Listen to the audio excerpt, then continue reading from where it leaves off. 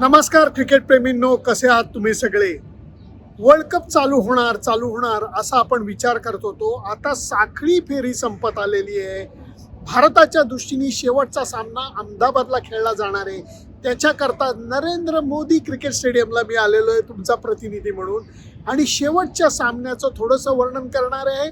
आणि म्हणून तुम्ही अजिबात कुठेही जाऊ नका, बघत राहा तुमचा आवडता कार्यक्रम सकाळ स्पोर्ट्सच्या यूट्यूब चॅनलवरती.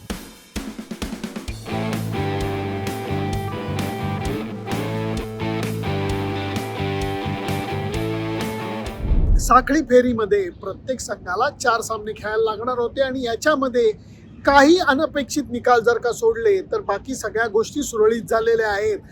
जर कुठे गडबड झालेली असेल तर ती एवढीच झालेली आहे की जे असोसिएट नेशन्स असतात, मग ते नेपाळ असू देत, नेदरलँड्स असू देत, यांना फिनिशिंग टच देता आला नाही. मी हे का म्हणतोय लक्षात घ्या. एखाद्या सामन्यामध्ये चांगला खेळ करून तुम्ही वर्ल्ड कपमध्ये प्रभाव पाडू शकत नाही. उदाहरण देतो, नेपाळ संघाने पहिल्या सामन्यामध्ये इंग्लंड संघाला अक्षरशः नाकी दम आणलेला होता. विजयापासून ते अक्षरशः एक पाऊल दूर होते, आणि ते त्यांना करता आलं नाही. म्हणल्यानंतर त्यांचं कामगिरी ही पुढच्या काही टप्प्यामध्ये इतकी ढासळलेली आहे की बोलायची सोय नाही. नेदरलँड संघाचं काही प्रमाणात तेच झालेलं आहे. पहिल्या सामन्यामध्ये पाकिस्तानला ते हरवण्याच्या टप्प्यावरती होते. एक कॅच सुटला आणि गडबड झाली, आणि त्याच्यानंतर नेदरलँडचा खेळ म्हणावा तसा झालेला नाहीये. भारतीय संघाने आपल्या खेळामध्ये हळूहळू सुधारणा केली आहे. अमेरिकेविरुद्ध खेळत असताना थोडंसं अडखळायला झालेलं होतं बॅटिंगमध्ये. नंतर सूर्यकुमार यादवच्या खेळीमुळे तोल सावरला आणि नंतर व्यवस्थित विजय मिळवला. दुसऱ्या सामन्यामध्ये अडचण आली नाही. नामिबिया विरुद्ध पाकिस्तान सामन्यामध्ये सुद्धा तब्येतीत भारतीय संघाने खेळ करून दाखवलेला आहे. इथं फक्त एक गोष्ट तुम्हाला सांगावीशी वाटते. खूप जणांनी हे सांगितलेलं आहे, अरे अभिषेक शर्माच्या रन्स होत नाही, अरे हे होत नाहीये, अरे ते होत नाहीये, नंतर रिंकू सिंगला कशाला खेळवतायत. मला एक गोष्ट तुम्हाला अगदी हात जोडून नम्र विनंती करून अनुभव म्हणून फक्त सांगतोय, क्रिकेट मॅचमध्ये 11च्या 11 खेळाडू एका वेळेला परफॉर्म करत नाहीत. कुठल्याच टीमचे नाहीत, कुठल्याच मॅचमध्ये नाही. असतं काय क्रिकेटमध्ये की कधी कधी तुमची कामगिरी सहज होऊन जाते. क्रिकेट देव तुमच्यावरती प्रसन्न असतो. कधी कधी डोकं भिंतीवर आपटलं तरी रन्स होत नाही. संजू सॅमसनचं उदाहरण घ्या. टॉप क्लास खेळाडू आहे, वर्ल्ड कपच्या टीममध्ये आहे, परंतु काय नामुष्की त्याच्यावरती आली आहे. त्यामुळे अभिषेक शर्मावरती मी त्याच्या आऊट होण्याच्या ह्याच्यावरती मी म्हणत नाहीये तो अपयशी ठरला आहे, तुम्हाला मला माहिती आहे. पण म्हणून हे लक्षात घेतलं पाहिजे, भारतीय टीम याचा वेगळा विचार करते. भारतीय टीम म्हणते की ज्या खेळाडूला चांगला खेळ जमतोय तो शेवटपर्यंत घेऊन जातोय का संघाला, याला महत्व आहे. आणि माझ्या मते भारतीय संघातले खेळाडू ते करतायत असं माझं तरी मत आहे. त्यामुळे एखाद्या खेळाडूची कामगिरी 2-4 सामन्यामध्ये झाली नाही की बोंबाबोंब करू नका.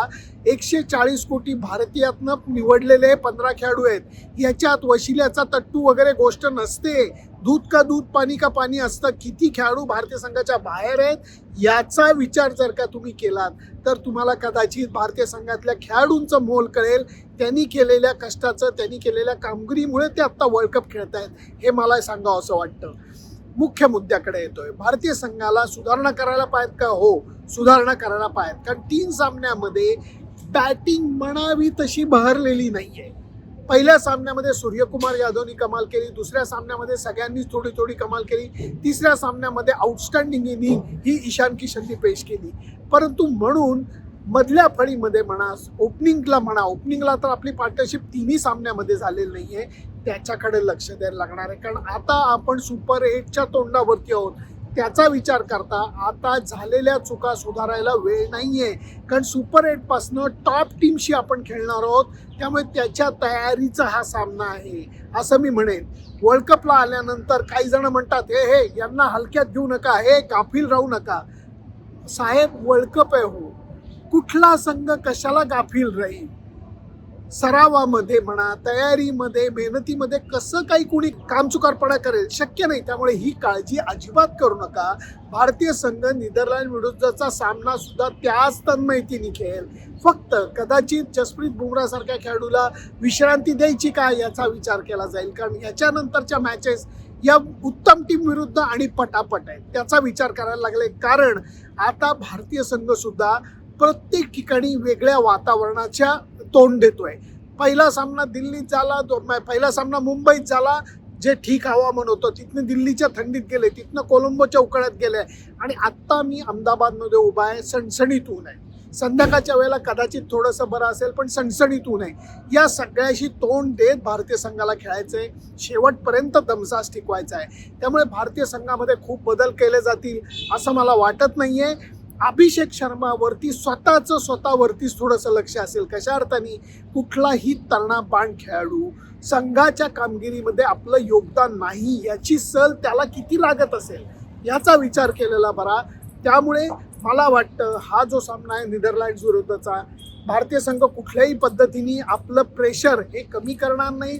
खेळाची कॉन्सन्ट्रेशन, त्याची तयारी, तन्मयता या गोष्टी अजिबात कमी करणार नाही. लक्ष देऊनच सामना खेळतील आणि तब्येतीत जिंकण्यासाठी प्रयत्न करतील याची तुम्ही खात्री बाळगा. आणि तुमचा प्रतिनिधी म्हणूनच नरेंद्र मोदी क्रिकेट स्टेडियमवरती त्या सामन्याचं वर्णन मी तुम्हाला उद्या सादर करेन. बाकी बोलण्यासारखं काही नाही आहे, कारण नेदरलँड्सचा जो कॅप्टन आलेला होता त्यांनी एवढंच सांगितलं, जगातलं सर्वात मोठं क्रिकेट स्टेडियम, भारतीय संघाविरुद्धचा सामना आणि कमीत कमी 60-70 हजार लोक ही मॅच बघायला येणार आहेत. आमच्यासाठी ही फार मोठी संधी आहे, फार मोठा अनुभव आहे आणि त्याचा आम्ही फायदा घेण्याचा प्रयत्न करू एवढंच नम्रपणे त्यांनी सांगितलेलं आहे.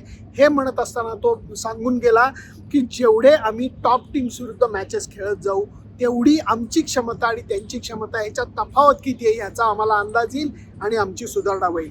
त्यामुळे आत्ताच्या घडीला जे कमजोर संघ आहेत, अनुभवाने कमी संघ आहेत, त्यांना दूर लोटायला नको, कारण या स्पर्धेमध्ये या संघांनी थोडीशी जान लावली, त्यामुळे या स्पर्धेला मजा आली आहे. त्यांना अंतिम यश मिळालेलं नाही आहे, पण तरीही त्यांनी जान लावली आहे ही गोष्ट कबूल करायला लागेल. माझी मतं तुम्हाला पटतात का नाही पटतात हे जरूर कळवा. फक्त त्याच्याकरता सकाळ स्पोर्ट्सचं यूट्यूब चॅनल आणि इंस्टाग्राम अकाउंट लाईक, शेअर आणि सबस्क्राईब करायला विसरू नका. Bye bye.